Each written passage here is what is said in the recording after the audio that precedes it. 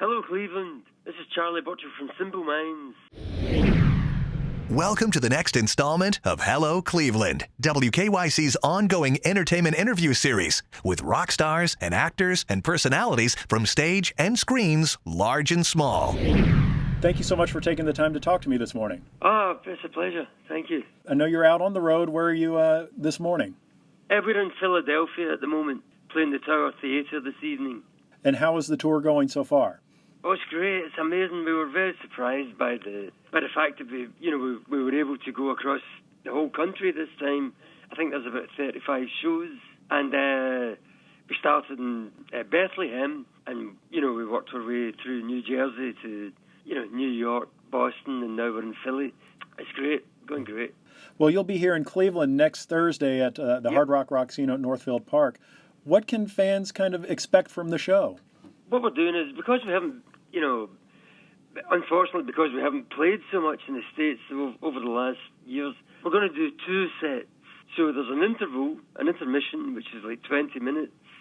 It's quite a long show. We do like about maybe 2.5 hours, and we cover everything, I guess, that people want to hear. And we've got a great band. We've got a great, we've got a great show, actually, the light show, everything. It'll be a great night. Do you have any memories or any other performances from back in the day of coming to Cleveland that stick out in your mind? Well, I remember being in Cleveland. Jim, our singer, was married to Chrissie Hynde from the Pretenders, and Chrissie's from Cleveland, Mm-hmm.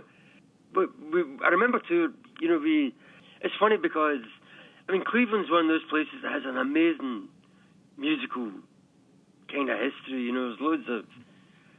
we toured with Devo one time, The guys are from Cleveland.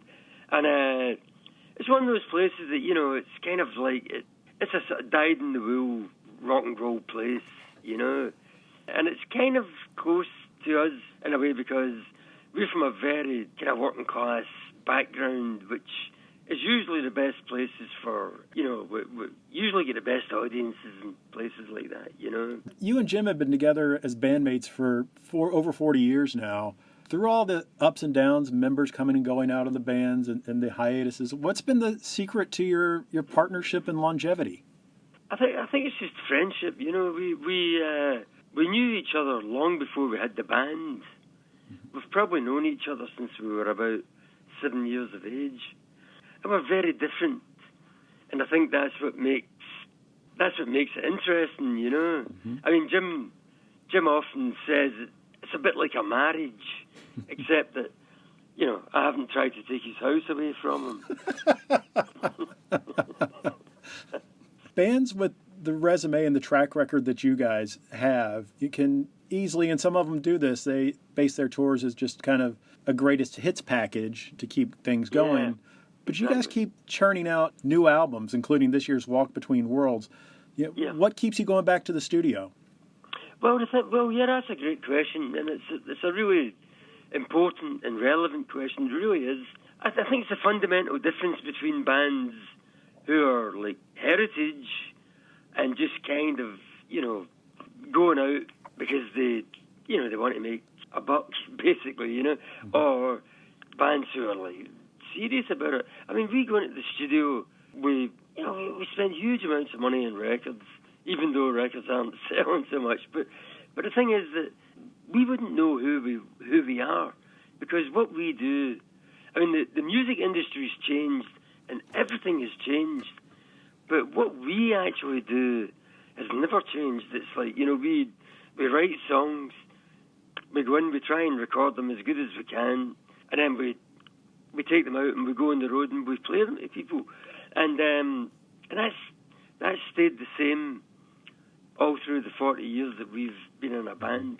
And even, like in the show, we do 3 or 4 new songs in it, mm-hmm. from the album.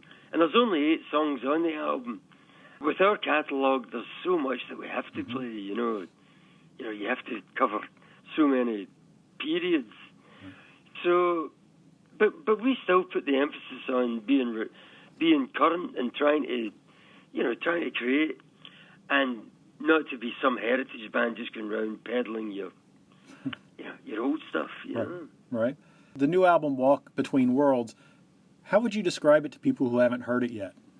Well, yeah, that's interesting. I'd say it's very identifiably Simple Minds. Mm-hmm. It has a modern type of sound to it. It's a mixture between, I suppose, our kind of bigger, broader music, and also there's a bit of electronic stuff going on in there.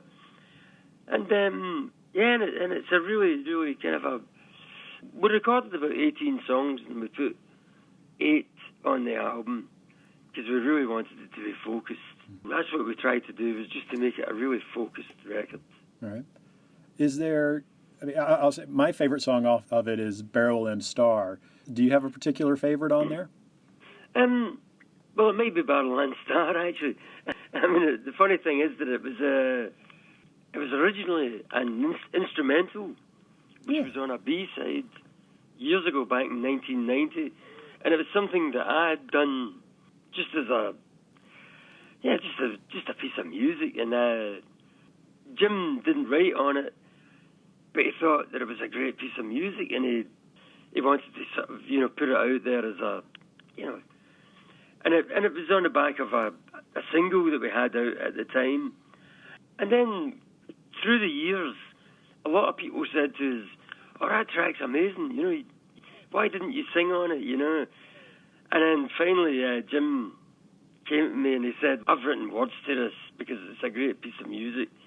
And it's a great story because it's actually our story, Jim and I, you know, because the Barrowlands is a small club in Glasgow where we're born, and it's an amazing venue. People love to play there. It's got a great vibe. And it's where our parents kind of used to go. It was a ballroom, you know. Mm-hmm. And it's a great story, really, because there's 2 stories in it. David Bowie played there, and on the roof they have these little ceramic stars. And while he was on the stage, one of them fell off and fell on the stage, and he took it home with him to, you know, back home. And funny enough, you know, Jim was around about the same time. Jim was in Glasgow, and a guy from Glasgow came up to him and said, "I'm a big fan. I'm a huge fan, but," he said, "I can't believe it. My son is in a band, and he's playing in Barrowlands next week." And he said to Jim, "He's a Barrowlands star," and that was basically where the title came from. Looking back over your catalog, is there maybe another song that holds maybe a little more special meaning to you than any of the others? Well, that's another great question. Yeah, I mean, for me, there is one, which I don't know why it's so. I mean, there's a song called The American, and the reason that it's important for me is that we changed record labels. We moved to Virgin Records. This was like a whole new beginning for us.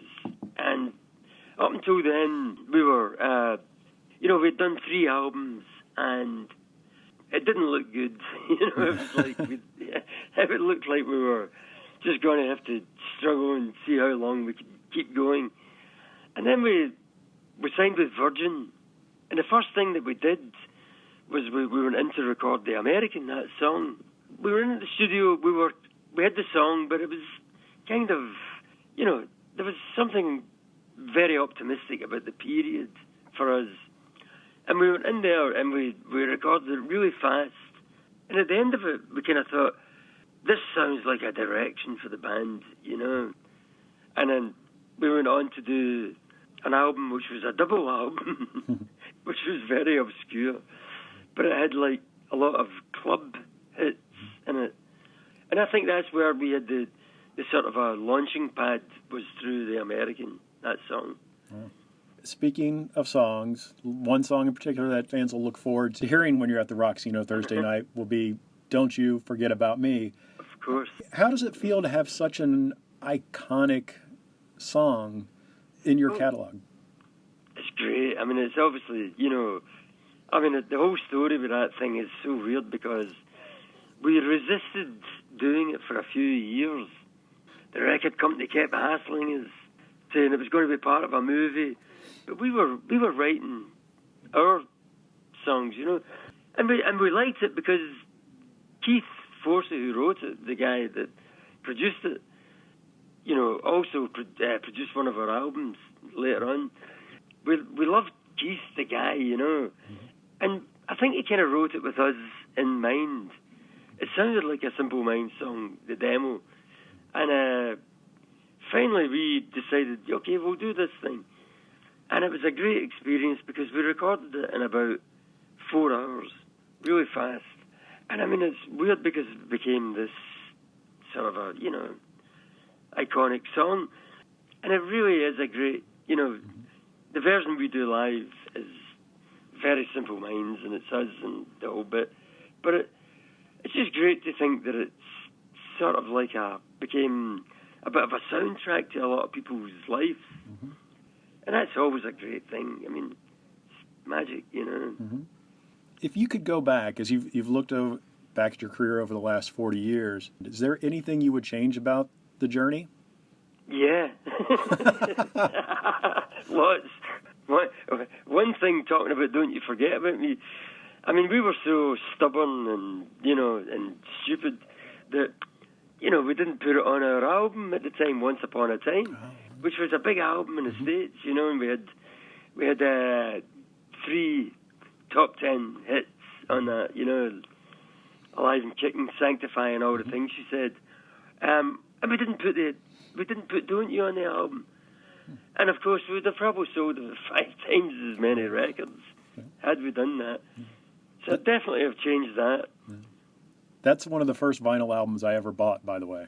Really? Yeah. Wow. Yeah, I love that album. Wow. Yeah. How old are you? 48. Right, I get it. Yeah. Totally. Got it. You guys, you're still going strong and no sign of slowing down. But when the music stops, eventually, and you look back on your career, what's the one thing you'll treasure most? I suppose the life, just the fact that we started and we didn't really know what we were doing or where it would go, and we kind of, for the best part of our career, we've sort of been a bit like that. We you know, we've made good decisions, bad decisions, but at the end of it, you know, we've had the tenacity just to keep going, you know, even when it's the bad times. And I think that's really the metaphor for your life, really, is you've just, you know, it's like, what are you going to do? You've just kind of got to keep trying to find the energy to keep it going and just keep positive if you can. And always believe that round the corner there's another twist in the tail. And that's really, I think, what's been our major story. I mean, we would also, you know, probably, Jim and I, we're particularly kind of sensitive about the fact that we've every record we've tried to really, you know, do we've never had a formula. We've always tried to adapt and discover something new in the music that we can, you know, try and, because it would just feel like you were redundant if you just made a record and you were just working to your standard formula, you know. This is how you write a song. This is how you make it sound like Simple Minds. This is the kind of lyrics that you write. And that's never appealed to us, because at the bottom of it, we're actually making records for ourselves. And I think that's probably one of the things that we are most proud of, in a way, you know. Where, you know, you talk about adapting and changing over the years. Where do you get your inspiration when you sit down to come up with a new song? Yeah, that's a big mystery even to us. I mean, it's a really difficult thing to try and explain where it comes from or whatever. You know, I think the hardest thing is when you're coming up with anything creative. The real difficult part is that, you know, you've kind of got to be a bit thick-skinned, because you have to convince yourself that it's good. And that's, you know, and that's really difficult. You know, you're like, Because you could start something and you could think, oh, that's amazing. And then 10 minutes later, you could think, that's really awful, you know. So there's a kind of a point where you commit. And I think that's the thing that, you know, really gets... That's the difference between people who maybe struggle when they're writing, or people who just, like, almost, like, dive in and go for it. And where it comes from is it's so... I mean, it's so broad, the whole thing. I mean, it's like, you know, your experiences, it could be just walking down a street. There's stuff you're subliminally, you know, receiving. I mean, you know, it's certainly not by listening to music, you know, because that would only make you feel like you're just regurgitating something. It's more to do with just having sort of big, broader themes. And then maybe making a little fantasy of them when you're inside the music. And they can be quite abstract, or they can be quite focused. But that's where it's something like that. So you're on the road for a little bit longer. When the tour's over, what's next for you guys? Well, when we leave the States, we go to Australia. And then we come back from Australia, we go straight into the studio, recording 4 tracks in December. And then next year, we're looking to come back to the States again. And also, we have a lot of other shows going on, and we've plotted out the next 2 or 3 years, basically, you know. In 2020, we'll probably do an arena tour in Europe, do an extensive arena tour there. Yeah, next year is like, we're thinking about next year as being a place where we'll visit a lot of territories where we've been before, but we haven't really worked enough. We kicked the tour off by playing in Mexico City. We've never played there. It was the first time we've played in Mexico City, which was crazy because we have a big following. So we're going to try and hit a lot of territories like South America, the States. Well, Australia we've done a lot, but we're going to try and like sort of go out and you know, work a lot of places where we've. Well, I, for one, am glad you've come back across the pond, as they say, and thank you. Really appreciate your time this morning. Best of luck with the rest of the tour. Thanks a lot. Thank you. Thanks very much. You're very welcome. Bye-bye. Thanks for listening to Hello Cleveland. We'll be back soon with another episode. Until then, be sure to subscribe to and check out the WKYC YouTube channel for more fun interviews with movers and shakers in the world of entertainment.